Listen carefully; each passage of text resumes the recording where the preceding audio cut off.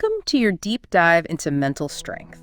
We're going to be unpacking Amy Morin's book, 13 Things Mentally Strong People Don't Do, to help you build that unshakable mindset. Oh, cool. Think of it as assembling your personal mental strength toolkit. I love that. Each point in the book is like adding a new tool, a new technique to help you navigate challenges and thrive. I love that analogy, a mental strength toolkit. Yeah. And Morin's approach is really practical. Yeah. She's not just talking about these abstract concepts. She's giving you actionable strategies you can use right away. Right. So let's jump into the first tool. The first thing mentally strong people don't do. Okay. They don't waste time feeling sorry for themselves. It's like that saying, you can't start the next chapter of your life if you keep rereading the last one. Right. But we all get stuck there sometimes. Absolutely. Dwelling in self-pity can feel comfortable, even familiar. Yeah. But Morin argues it's a trap. That keeps you stuck in a cycle of negativity and actually drains your mental energy. She illustrates this with Lauren, who's constantly stressed by her overbearing mother-in-law. Oh. Initially, Lauren just vents complaining to anyone who will listen. But Morin points out that this only fuels her resentment and makes her feel powerless. Exactly. And this is where that key concept of giving away your power comes in. Yeah. Morin isn't talking about controlling others, but rather recognizing that we often give away our agency, our ability to choose our response, even to difficult people or situations. So it's not about ignoring the problem or pretending everything is fine. Right. It's about recognizing what aspects of the situation you can influence, and then focusing your energy there. Right. Lauren eventually realizes she's giving away her power by letting her mother-in-law dictate her emotions. So she starts setting healthy boundaries, communicating her needs more assertively, and choosing not to engage in the drama. That's a great example of taking back your power. It's not about controlling the other person. It's about controlling your own reactions and choosing how you want to show up in the situation. Precisely. And this shift in mindset can be applied to so many areas of life. Oh, yeah. Think about a time when you felt like you were losing control, maybe at work, in a relationship, or even just dealing with your own inner critic. Totally. What's fascinating is that often by focusing on what we can influence, we actually create a ripple effect that improves the whole dynamic. That's so true. So for our listener, if there's one person or situation that's draining your mental energy right now, ask yourself, what can I do differently to shift the power dynamic? Even a small change can make a big difference. Absolutely. Now let's move on to the next tool in our mental strength toolkit. Embracing change. It sounds simple, but so many of us resist change. Even when we know it's necessary for growth. Change can be scary, but it's also inevitable, right? Right. It's a fundamental part of life. Yeah. Maureen uses the example of Richard, who's struggling with diabetes and weight management. He knows he needs to make lifestyle changes, but he feels overwhelmed and keeps putting it off. That's a common experience. It's like we freeze up when faced with big changes because our brains perceive them as threats. But the key takeaway here is that we don't have to do everything at once. Richard initially falls into that trap, trying to overhaul his entire life overnight. He joins a gym, buys all the healthy food, but then only goes to the gym twice and the food goes to waste. Sound familiar? Oh, I think we've all been there. The problem is that this all-or-nothing approach often sets us up for failure. Instead, Morin suggests starting small, focusing on one manageable change at a time. Richard, for example, starts by committing to going to the gym just 3 days a week. And scheduling it in advance. And that small shift makes all the difference. He starts seeing progress, which motivates him to keep going. So the takeaway for you is this. What's one small change you've been putting off that would benefit you? Write down the pros and cons of making this change. Really weigh the potential risks and rewards, and then commit to taking just one tiny step towards that change today. Love it. Remember, it's progress, not perfection. I love that.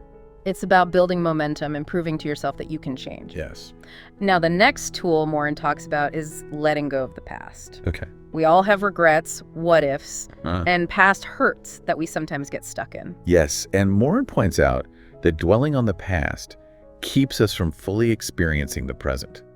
She shares the story of Gloria, whose adult daughter keeps making poor relationship choices. Instead of focusing on helping her daughter learn from these experiences, Gloria keeps replaying all the past mistakes. creating more stress and anxiety for herself. It's like she's trying to control something that's already happened, which is impossible.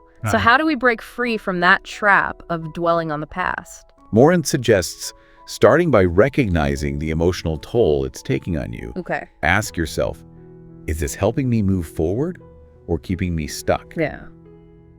She also emphasizes the importance of forgiveness, not to excuse hurtful actions, right, but to release yourself from the anger and resentment that chains you to the past. That's a really important distinction.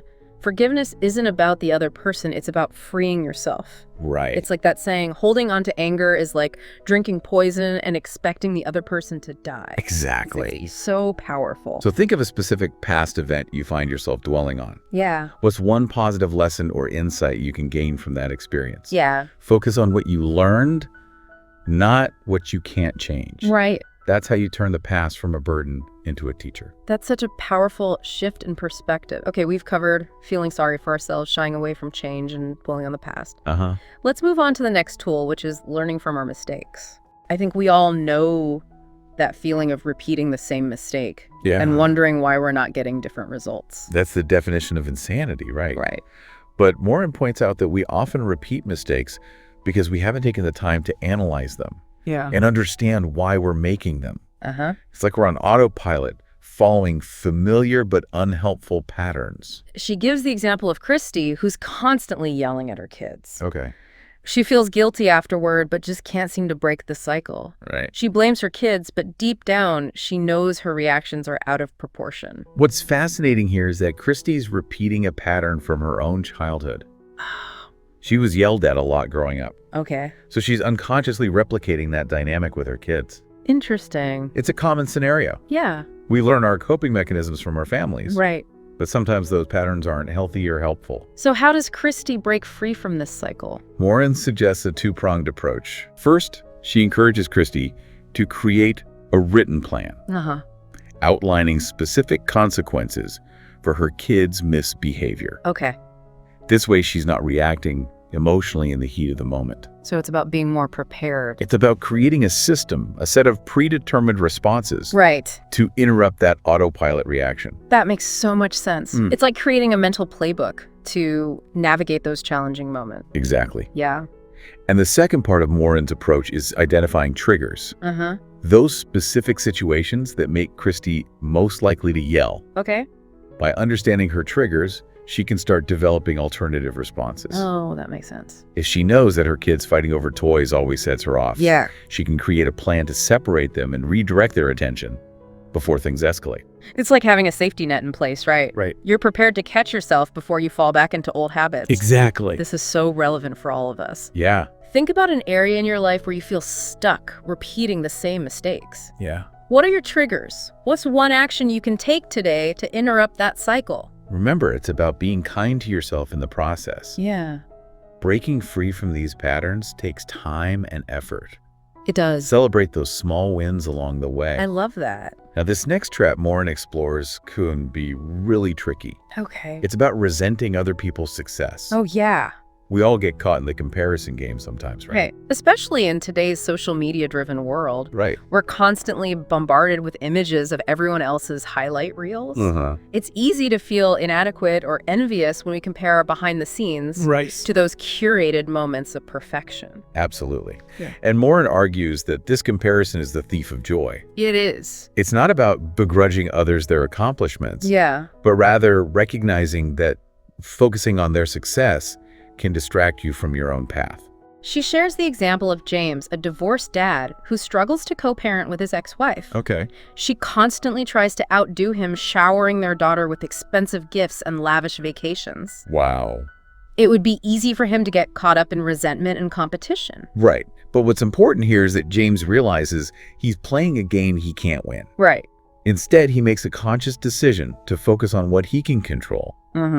Being a loving and present father, and setting his own values for his daughter. It's about recognizing that you don't have to play by someone else's rules. Yeah. Or measure your worth based on their standards. Right. You get to define what success means for you. Exactly. Yeah. And Morin also reminds us to celebrate other people's wins. Yes. It's not a zero-sum game. Right. Their success doesn't diminish your own, Right. In fact, it can even be inspiring. I love the example she uses to illustrate this. Herb Brooks, the coach of the 1980 U.S. Olympic hockey team. The miracle on ice. The team that pulled off that incredible upset against the Soviet Union. What a moment. Right. But what's amazing is that years before, Herb Brooks was the last player cut from the 1960 U.S. Olympic team. Oh, wow. The team that went on to win gold. Wow, that's got to be tough. You'd think he'd be bitter, right? Yeah. But instead, when he saw the coach of the 1960 team, he said, well, you must have made the right decision. You won. That's true humility and grace. Right. He chose to celebrate their victory, even though it probably brought up some painful memories. And years later, when he was coaching the 1980 team to their own victory, he was known for deflecting praise and giving the players all the credit. Oh, wow. He understood that their success wasn't about him. It was about their hard work and dedication. That's a valuable lesson for all of us. It is. When we can genuinely celebrate other people's wins without feeling threatened or diminished, we open ourselves up to more joy, connection, and inspiration. Totally. So for our listener, the next time you find yourself feeling envious of someone else's accomplishment, try asking yourself, what can I learn from their success? That's such a great question to ask. Right. It shifts the focus from negativity to possibility. Yeah. And who knows, you might even pick up some valuable insights or strategies you can apply to your own journey. Absolutely. Now, the next mental strength tool we'll be unpacking is perseverance. Okay. It's about not giving up after the first failure, which is something I think we can all relate to. Oh, absolutely. We've all been there. Yeah. We tried something new, hit a snag, and then that inner critic starts chanting, "See, I told you, you couldn't do it." But Morin points out that failure is an inevitable part of growth. Yeah. It's not the opposite of success. It's a stepping stone towards success. She uses the example of Milton Hershey, the founder of the Hershey Chocolate Company. Oh, cool. Now, you might think the man behind one of the most successful candy brands in the world had an easy path to success. Yeah. But that's not the case at all. Not even close. Hershey actually experienced multiple failed business ventures. Oh, really? Before he finally hit it big with chocolate. Wow. He started a candy business in Philadelphia, but it went bankrupt. Oh, no. He tried again in New York City. Yeah. And that failed too. So he was basically a two-time business failure. He was. But what's remarkable is that he didn't let those setbacks define him. Yeah. He learned from each failure, adapted his approach, and eventually created a global empire. Talk about resilience. He could have easily given up and concluded that he wasn't meant for the candy business. Right. But he persevered. He did. Wow. And his story highlights a crucial mindset shift, viewing failure as a learning opportunity. Yes. Not a personal defeat. It's like that saying, fall 7 times, stand up 8. Exactly. So how do we cultivate that kind of resilience when it feels like everything is going wrong? Morin offers some really practical advice. Okay. First, analyze your mistakes without self-blame. Ask yourself, what went wrong? What could I have done differently? Okay. What can I learn from this experience? It's about separating your actions from your worth. Yes. You can acknowledge a mistake without concluding that you're a failure as a person. Exactly. Yeah. And then Morin suggests creating a written plan to avoid repeating those mistakes in the future. Okay. Identify your triggers, those situations that make you most vulnerable to giving up. And develop strategies to overcome them. It's like creating a mental playbook for navigating setbacks, which is such a powerful tool to have in your mental strength toolkit. Yes. And she also emphasizes breaking down big goals into smaller, more manageable steps. When you're facing a huge, daunting goal, it's easy to get overwhelmed and discouraged. Totally. But by focusing on those small, achievable milestones, you build momentum and stay motivated even when things get tough. And speaking of tough journeys, Morin uses an incredibly inspiring example to illustrate the power of perseverance. Okay. Terry Fox. Yes. Terry Fox. Yeah. His story is a testament to the human spirit's ability to overcome unimaginable challenges. For those who might not know his story, can you give us a quick recap? Of course. Terry Fox was a young Canadian athlete who lost a leg to cancer. Oh, wow. While most people would understandably focus on recovering. Yeah. Kerry had a much bolder vision. Okay. He decided to run across Canada. Wow. He called it the Marathon of Hope. Wow. To raise money and awareness for cancer research. And he wasn't just jogging, right? No. He was running a marathon a day. Wow. Every single day. Oh my gosh. on a prosthetic leg. That's just incredible. It was a superhuman effort. Wow. He faced pain, exhaustion, yeah, harsh weather conditions, but he never gave up. Wow. He ran for 143 days and covered over 5,000 kilometers before his cancer unfortunately returned, forcing him to stop. His story is both heartbreaking and inspiring. It is. He didn't achieve his ultimate goal of running across the entire country. Right. But his legacy lives on. He raised millions of dollars for cancer research. He did. And inspired countless people around the world. He truly did. Wow. And his story teaches us that sometimes the journey itself is the victory. Yeah. It's about the courage to keep going even when the odds are stacked against you. So for our listener, if you're facing a challenge and feeling tempted to give up, remember Terry Fox. Yes. Tap into your why, that driving force behind your goal. Right. And let it fuel your determination. Yes. Connect with that deeper purpose. Break down that big, scary goal into smaller steps. Right. And celebrate those milestones along the way. Yeah. Every step forward, no matter how small, is a victory. Beautifully said. Now, this next tool might surprise some people. Right. Morin says, mentally strong people don't fear alone time. That's right. Interesting. In today's always connected world, we're encouraged to be social and outgoing all the time. Right. But Morin argues that solitude, choosing to spend time alone with your thoughts, is essential for mental well-being. She makes a crucial distinction between solitude and loneliness. Right. Solitude is a deliberate choice to recharge and reflect, while loneliness is a feeling of isolation even when surrounded by people. She gives the example of Vanessa, whose life is jam-packed with activities and social commitments. Oh, wow. She's always on and rarely allows herself a moment of quiet. Yeah. As a result, she's exhausted, right, stressed, and struggling to sleep. It's like she's trying to outrun her own mind by constantly keeping busy. Right. But it's only making things worse. Exactly. Morin's message is that sometimes the most productive thing you can do is nothing. So what can our listener do to start incorporating more solitude into their life? Start small. Okay. Schedule just a few minutes each day for quiet time. Okay. Even 5 minutes before bed or during lunch. Okay. Turn off your phone. Yeah. Step away from screens and allow yourself to just be in the moment. And as you get more comfortable, yes, gradually increase that alone time. Right. Try a weekend morning walk without your phone. Yeah. Or an evening bath with a good book instead of scrolling through social media. Those are great ideas. Yeah. Morin also suggests exploring meditation or mindfulness techniques. Okay. These practices can help quiet the mind, reduce stress, and cultivate inner peace. Yeah. They're like giving your mind a spa day. I love that analogy. Okay, so we've explored the importance of managing emotions, embracing change, letting go of the past, learning from failure, celebrating others' success, and embracing solitude.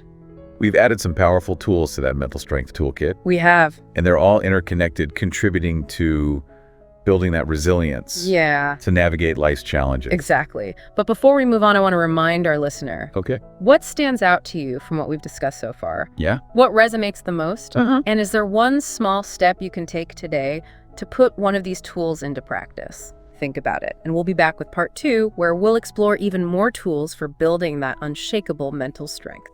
Stay tuned. Welcome back to our deep dive into building mental strength.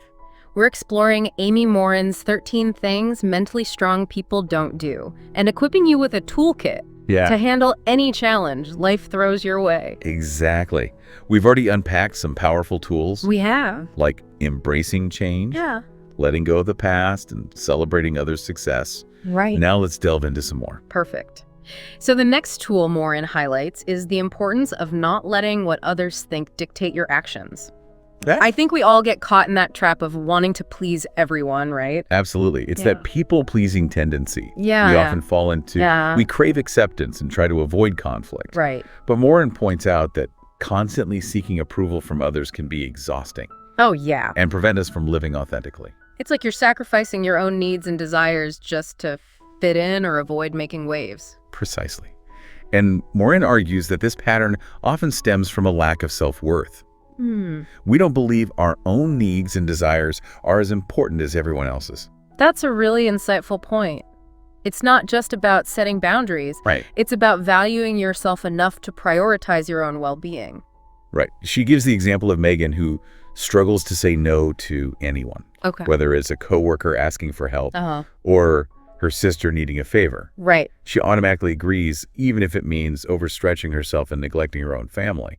That's a classic people pleaser scenario. Right. She's so worried about disappointing others or appearing selfish that she ends up sacrificing her own needs and the needs of her loved ones. And it's important to note that this doesn't make her a bad person. Right. It's just a pattern she's fallen into. Right. But as Morin points out, yeah, this people-pleasing behavior can actually harm her relationships in the long run. I can see that. Yeah. It's like she's creating resentment and distance in the relationships that matter most to her. Yeah. Because she's afraid of conflict in her other relationships. Exactly. So how do we break free from this trap? Yeah. What do we do? Morin suggests starting with awareness. Okay. Notice when you're saying yes out of obligation or fear rather than genuine willingness. Okay. Pay attention to your body's signals. Are you feeling tense, anxious, or resentful?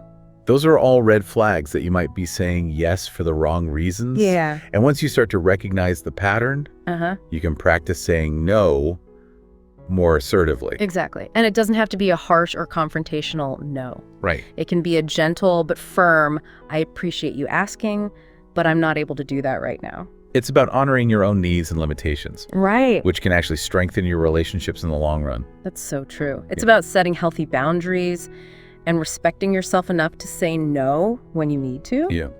Now let's move on to a trap that can be a real creativity killer. Okay. The fear of failure. Ooh, this is a big one. It can hold us back from pursuing our dreams, taking risks, and ultimately reaching our full potential. Right. It's that voice in your head that whispers, what if I'm not good enough? Yeah. Or what if I fail? Ugh, I know that voice. And Morin argues that this fear often stems from a misunderstanding of what failure actually is. Okay. We tend to view it as a permanent state, a reflection of our worth, rather than a temporary setback or a learning opportunity. So it's about reframing failure, right? It's not seeing it as a dead end, but as a detour on the road to success. Exactly.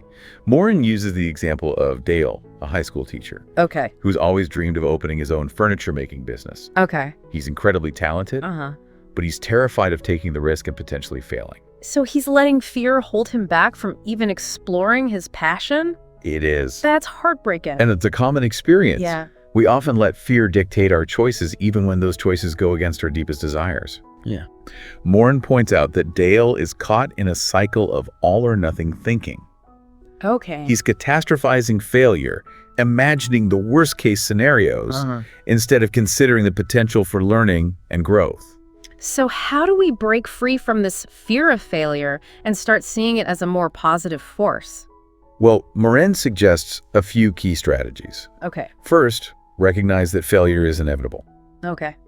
Everyone makes mistakes. It's true. Everyone experiences setbacks. Yeah. It's part of the human experience. It's like that saying, the only way to avoid making mistakes is to avoid doing anything at all. Right. But of course, that's not really living, is it? Not at all. And once you accept that failure is a natural part of the journey, you can shift your focus from avoiding it to learning from it. Right. Ask yourself, what went wrong? Yeah. What could I have done differently? Okay. What can I learn from this experience? It's about turning those setbacks into stepping stones. Exactly. It's about being a scientist of your own life. Yep. Experimenting, collecting data, and adjusting your approach based on what you learn. Right. And remember, it's important to be honest with yourself and your answers, but also compassionate. Right. You can acknowledge a mistake without labeling yourself a failure. Absolutely. And another key strategy is to focus on the process, not just the outcome. Okay. Celebrate the small wins, acknowledge your effort, and be patient with yourself. Yeah. It's about enjoying the journey. Yeah. Not just fixating on the destination. So for our listener, think about a time you let fear hold you back from pursuing something you really wanted. Yeah. What can you do differently next time? How can you reframe failure as a learning opportunity? Remember, you are capable of more than you think. Now let's move on to a trap that can be really tempting. Okay. Especially when we're feeling stuck or frustrated. Yeah. Blaming others for our problems. Oh, the blame game. It's so easy to point the finger at external circumstances or other people when things aren't going our way. It's like we're giving away our power to create change. Yeah. And it can be a very subtle trap. It can. We might not even realize we're doing it. Totally. It can show up as complaining about our boss, gossiping about coworkers, Right. Or constantly focusing on how other people are making our lives difficult. Morin shares the example of Andrew, who's constantly complaining about his job. Okay. He hates his boss, feels unappreciated, and sees work as a necessary evil. Right. He's convinced that if only his circumstances would change, he'd be happy. But as Maureen points out, this external focus is preventing Andrew from identifying the things he can control. His attitude, his effort, and the choices he's making within his current situation. He's so busy blaming others that he's missing opportunities to take ownership of his own experience. It's like he's waiting for someone else to rescue him from his unhappiness. Exactly. Rather than realizing he has the power to rescue himself. Exactly. Yeah. And this blame game can also be a major obstacle in our relationships. Oh, yeah, for sure. We might blame our partners for our unhappiness, our parents for our insecurities, our friends for our bad decisions. It's not to say that other people's actions don't impact us. Right. Of course they do. They do. But as you said, constantly focusing on what other people are doing wrong gives away our power to make changes in our own lives. Right. So how do we break free from this blame game and start taking ownership of our own experiences? Yeah, how do we do that? Maureen suggests starting with self-awareness. Okay. Notice when you're engaging in blaming thoughts and pay attention to your language. Okay. Are you constantly talking about how other people are making you feel a certain way? Yeah. That's a big red flag. It is. And once you start to recognize those patterns, challenge those thoughts. Right. Ask yourself, is this really true? What role am I playing in this situation? What choices am I making that are contributing to the outcome? Exactly. And instead of dwelling on what other people are doing wrong, focus on solutions. Ask yourself, what can I do differently? What steps can I take to improve the situation? It's about shifting the focus from what's happening to you to what you're doing about it. That's a powerful shift. Yeah. And it's not about blaming yourself either. Right. It's about recognizing that you have choices. Right. Even within challenging circumstances. So for our listener, the next time you find yourself complaining about someone or something, challenge yourself to reframe the situation. Right. Instead of focusing on what's wrong, ask yourself, what can I learn from this experience? What can I do differently next time? Remember, you can't control other people's actions, but you can control your own responses. I love that. Choose to focus on what you can influence and let go of the need to blame. Yeah. Now, the next trap we'll be exploring is one that can be a real progress killer. Okay. Dwelling on your mistakes. Oh, the perfectionism trap. We've all been there, right?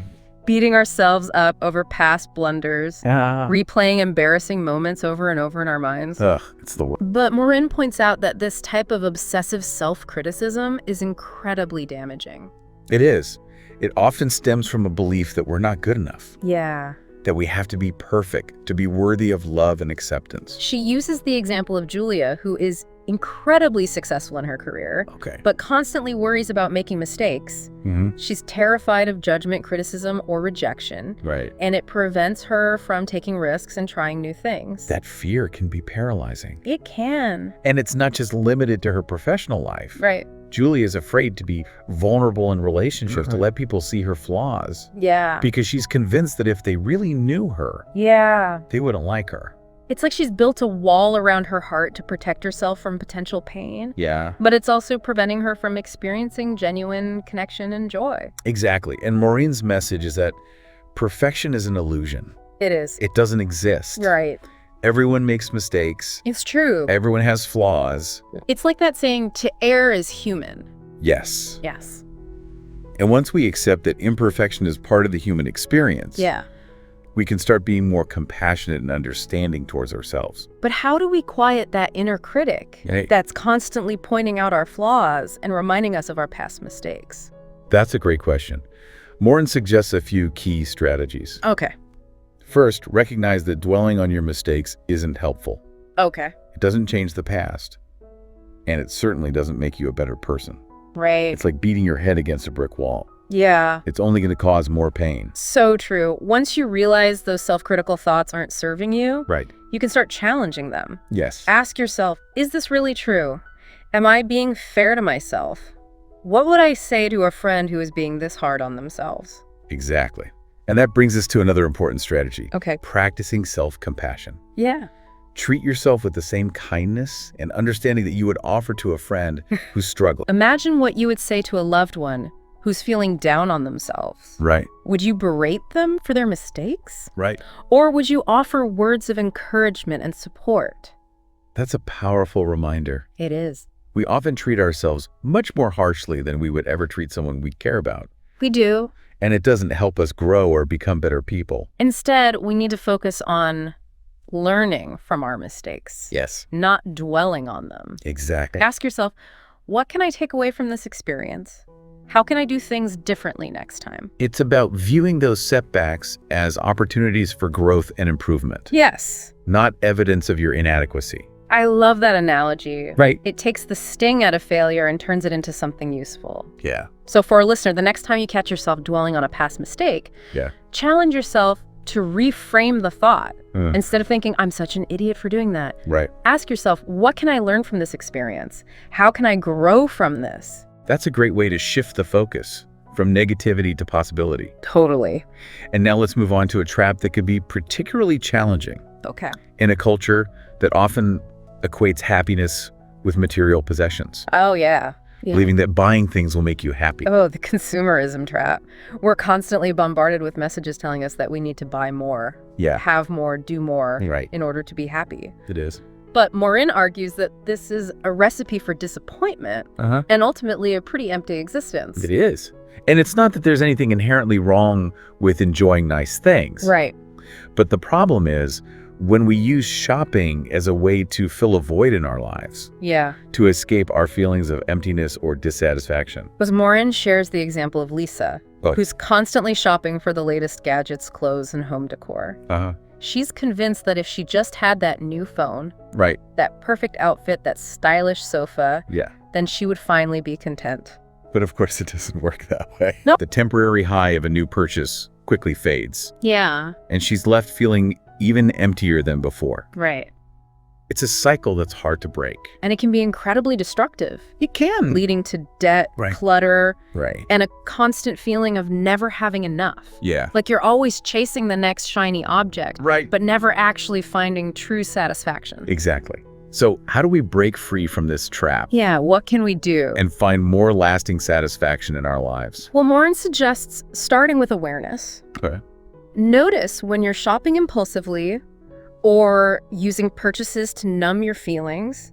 Pay attention to the messages you're receiving from the media and advertising. Right. Are you constantly comparing yourself to others and feeling like you need to keep up with the Joneses? Those are all signs that you might be caught in the consumerism trap. Yeah. And once you start to recognize the pattern, you can start challenging those thoughts. Right. Ask yourself, why am I buying this? What need am I trying to fulfill? Is there a healthier, more sustainable way to meet that need? Maybe instead of buying that expensive gadget, you spend quality time with loved ones, pursue a creative hobby, or simply take a break and connect with nature. Those are great examples. Yeah. Morin also emphasizes focusing on experiences rather than possessions. Right. Spending time with loved ones, traveling, pursuing hobbies. Right. These are the things that create lasting memories and a sense of fulfillment. It's about investing in experiences that nourish your soul rather than accumulating stuff that ultimately just clutters up your life. Beautifully said. So for our listener, the next time you feel tempted to buy something, take a pause. Yeah. Ask yourself, do I really need this? Will this actually make me happy? Or am I just trying to fill a void? Those are powerful questions. They are. And if you do decide to make a purchase, make sure it's something that aligns with your values and brings you genuine joy. Right. Rather than a fleeting sense of gratification. Now let's move on to a trap that can be particularly challenging. Okay. In a world that often values extroversion and social dominance, being afraid to be different. That's right. It's a conformity trap. We're often pressured to fit in, to follow the crowd, to avoid standing out. Right. But Morin points out that true strength comes from embracing our uniqueness and living authentically. Yes. Even if it means going against the grain. It's like that saying, be yourself, everyone else is already taken. Right. But it can be scary to be different. It can. Especially when it feels like everyone else is following a certain script. Absolutely. And Morin argues that this fear of being different often stems from a lack of self-confidence. Okay. We're afraid of being judged, rejected, or ridiculed for our unique qualities. She shares the story of Ethan, who's always been passionate about art, But he's afraid to pursue it seriously because he worries about what his family and friends will think. His family and friends have made it clear that they don't see art as a real career path. Yeah, that's common. They want him to go to college. Yeah. Get a practical job and follow a more traditional route. It is. And it's heartbreaking because he's essentially silencing his own dreams and passions. Right. Because he's afraid of disappointing the people he cares about. Right. And this fear is preventing him from even exploring the possibility of a career in art. Totally. He's convinced that if he tries and fails, it will be a confirmation that he's not good enough. Right. That he's not talented enough. Right. But what if he is talented enough? Yeah. What if he could actually make a living doing what he loves? Exactly. He'll never know if he doesn't give himself permission to try. It's like he's living someone else's life rather than his own. Right. And that can lead to a deep sense of emptiness and regret later on. Absolutely. So how do we break free from this fear of being different and start embracing our authentic selves? Yeah. How do we do that? Well, Morin suggests starting by recognizing that your differences are your strengths. Okay. What makes you unique also makes you valuable. I love that. Yes. It's about shifting your focus from external validation to internal acceptance. It doesn't matter if everyone else understands or approves of your choices. Right. What matters is that you're being true to yourself. Yeah. And she also emphasizes surrounding yourself with people who support and encourage your individuality, rather than those who try to fit you into a box. That's such an important point. We become who we spend our time with. Exactly. So choose to surround yourself with people who lift you up. Yes. And inspire you to be your best self. Those people will be your cheerleaders, encouraging you to shine your unique light. For our listener, think about an area of your life where you're holding back because you're afraid of what other people will think. Maybe it's a hobby you're passionate about, a style you love, or a belief you hold dear. Yeah. What's one small step you can take to start embracing that part of yourself more fully? Remember, the more you practice being your authentic self, the less power those fears will have over you. Yeah. You'll start to realize that the right people will love and appreciate you for exactly who you are. Right. Now let's explore another trap that can be a real energy vampire. Okay. Focusing on things you can't control. The worry trap. I think most of us can relate to this one. We can. We get caught up in what ifs, worst case scenarios, and all the things that could potentially go wrong. Right. But Morin points out that this obsessive worrying is not only unproductive, it's actually detrimental to our well-being. It is. And it often stems from a belief that if we just worry enough, we can somehow prevent bad things from happening. Yeah. But of course, that's not how life works, is it? Not at all. Worrying doesn't give us control over the future. It just steals our peace and joy in the present moment. Right. She uses the example of Olivia, who is constantly anxious about everything. Oh, wow. Her health, her finances, her children's safety, the weather, traffic, you name it. She worries about it. And this constant worrying is taking a toll on her relationships, her sleep, and her overall well-being. Yes. It's like she's living in a perpetual state of low-grade panic. It is. Which is no way to live. You're so right. Morin's message is that we need to learn to distinguish between the things we can control and the things we can't. She suggests a simple but powerful exercise. Take a piece of paper and draw a line down the middle. On one side, list all the things you're currently worrying about. Then on the other side, list all the things you can actually do something about. For example, you can't control the weather. But you can control whether you bring an umbrella. Exactly. And once you've separated those controllable and uncontrollable items, shift your focus and energy to the things you can influence. For those things you can't control. Practice acceptance. She suggests using affirmations or mantras such as I'm letting go of what I can't control, or I trust that things will work out. Those are great tools for shifting your mindset and calming those anxious thoughts. It's like telling your mind, hey, we're okay. Let's focus on what we can actually do something about. So for our listener, the next time you catch yourself spiraling into a worry vortex, take a deep breath and ask yourself, is this something I can control? If not, try letting go of the worry and shifting your focus to something more positive and productive. That's such a simple yet powerful strategy. Remember, worry is a habit. It is. But it's a habit that can be broken with practice and conscious effort. Exactly. Now, the final trap Maureen explores in this section is one that can be particularly challenging. In a society that often emphasizes individual achievement and self-reliance, being afraid to ask for help. The independence trap. We're often conditioned to believe that asking for help is a sign of weakness. Right. That we should be able to handle everything on our own. Yeah. But Moore-Jemmett argues that this mindset can lead to isolation burnout and prevent us from reaching our full potential. Exactly. And it often stems from a fear of being seen as needy, incompetent, or a burden to others. She uses the example of David, who's struggling to cope with the demands of his job and family life. Okay. He's working long hours, feeling overwhelmed, and neglecting his own well-being. Right.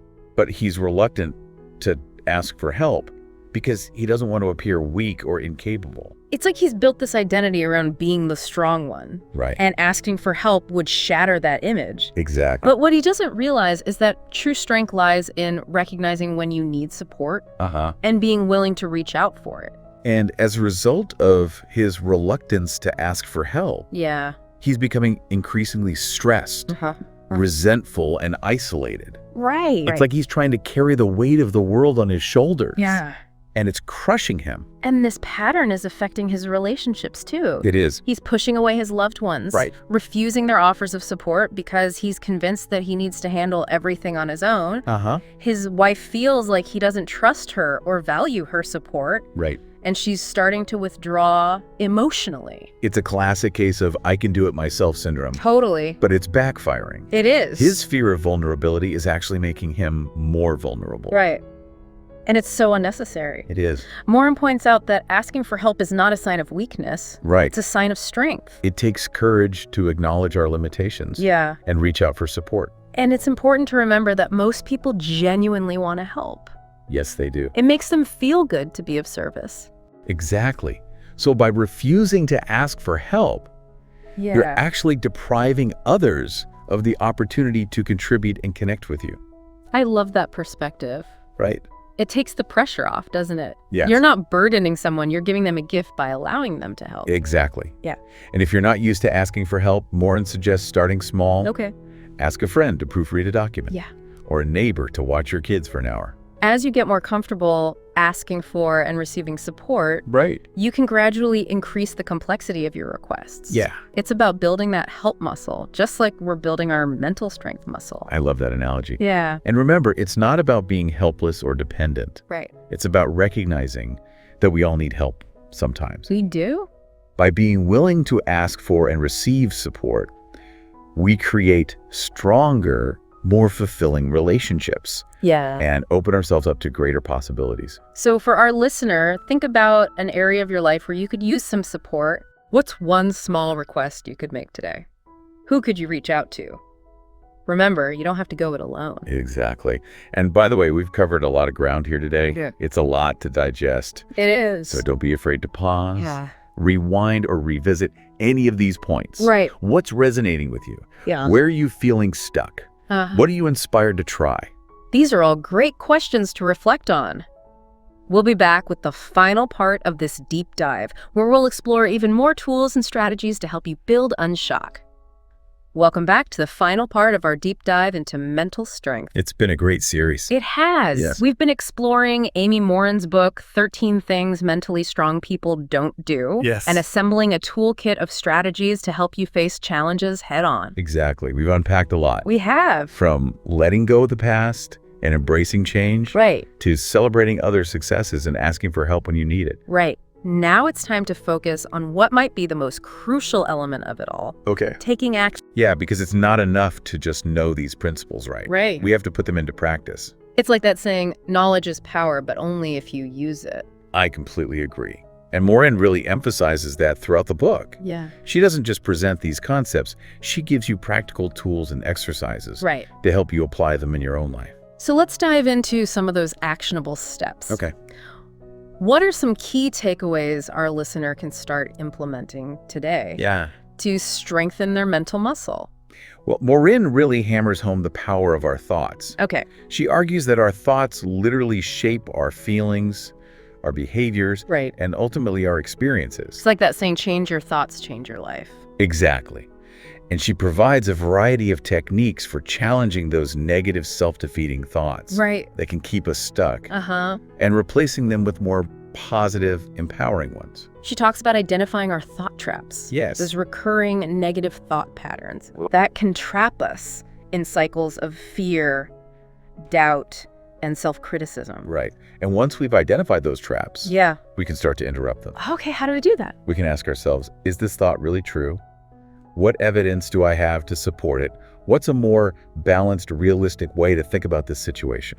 It's like you're putting those negative thoughts on trial. Yeah. Cross-examining them to see if they actually hold up under scrutiny. That's a great way to put it. Thanks. And Morin also suggests using affirmations or positive self-talk to counteract those negative thoughts. Okay. Repeating phrases like, I am capable, I am worthy, or I am strong can actually rewire our brains and create more positive neural pathways. It might sound a little cheesy at first, but there's a lot of scientific research to support the power of positive self-talk. There really is. Yeah. And it's not about denying reality or pretending everything is perfect. Right. It's about choosing to focus on the positive to believe in yourself and to cultivate a mindset of possibility. So it's about creating a more supportive internal dialogue, a more encouraging inner voice. Exactly.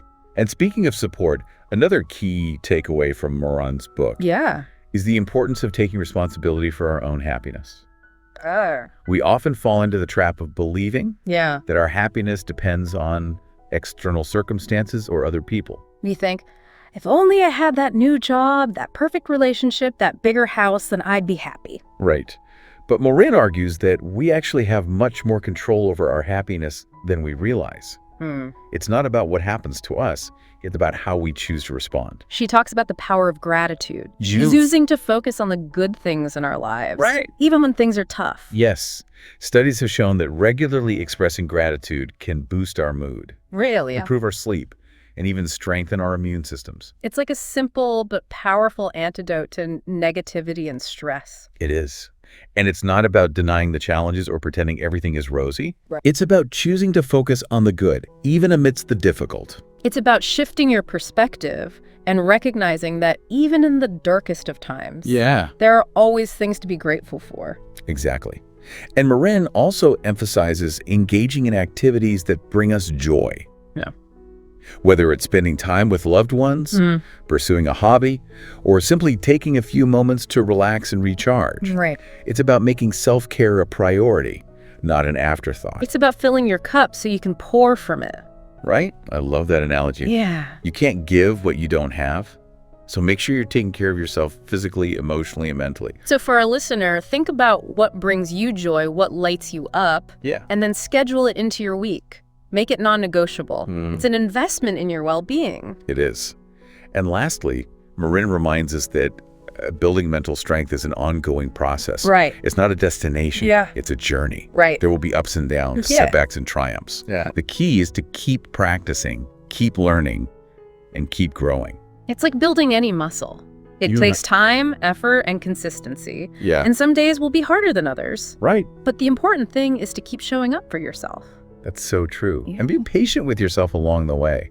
Remember, progress, not perfection, is the goal. This has been such an incredible deep dive. I don't know about you, but I'm feeling inspired to take action and put these tools into practice. Me too. And I hope our listeners feeling the same way.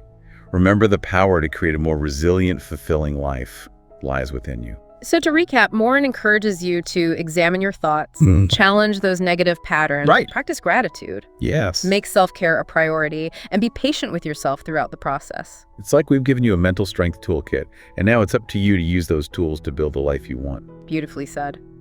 Now, as always, we like to leave our listener with a final thought-provoking question. Which of these 13 things that mentally strong people don't do resonated with you the most?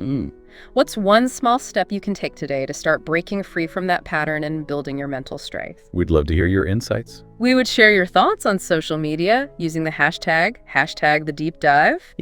And until next time, keep diving deep and keep growing stronger. Bye, everybody.